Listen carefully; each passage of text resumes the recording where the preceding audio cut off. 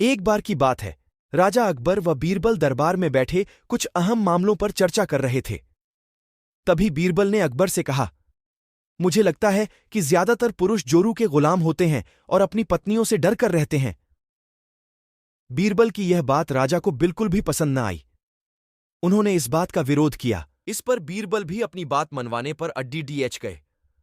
उन्होंने राजा से कहा कि वे अपनी बात को सिद्ध कर सकते हैं, मगर इसके लिए राजा को प्रजा के बीच एक आदेश जारी करवाना होगा। वह आदेश यह था कि जिस पुरुष के अपनी पत्नी से डरने की बात सामने आएगी, उसे दरबार में एक मुर्गी जमा करानी होगी। राजा बीरबल की इस बात पर तैयार हो गए। अगले ही दिन प्रजा के बीच आदेश कराया गया कि अगर यह बात सिद्ध हो जाती है कि कोई पुरुष अपनी पत्नी से डरता है, तो उसे दरबार में आकर बीरबल के पास एक मुर्गी जमा करवानी होगी।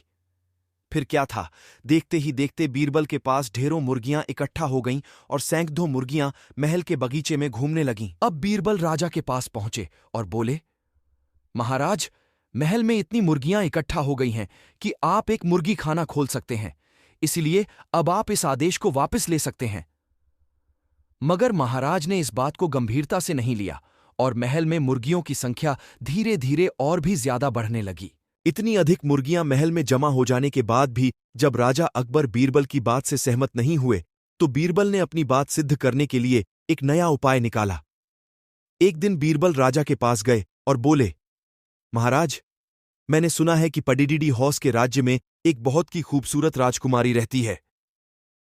अगर आप चाहें तो क्या मैं आपका रिश्ता वहां पक्का कराऊं? यह सुनते ही राजा चौंक उठे और बोले, बीरबल, तुम ये कैसी बातें कर रहे हो? महल में पहले से ही 2 महारानियां मौजूद हैं। अगर उन्हें इस बात की भनक भी लगी तो मेरी खैर नहीं होगी। ये सुनकर बीरबल ने तपाक से जवाब दिया, चलिए महाराज, फिर तो आप भी मेरे पास 2 मुर्गियां जमा करा ही दीजिए। राजा बीरबल का ऐसा जवाब सुनकर शर्मा गए और उन्होंने अपना आदेश उसी वक्त वापस ले लिया। कहानी से सीख। अकबर बीरबल की इस कहानी से हमें यह शिक्षा मिलती है कि बातों की चतुराई से हम किसी भी बात को मनवा सकते हैं। जरूरत है तो बस बीरबल की तरह चतुराई से अपना पक्ष रखने की।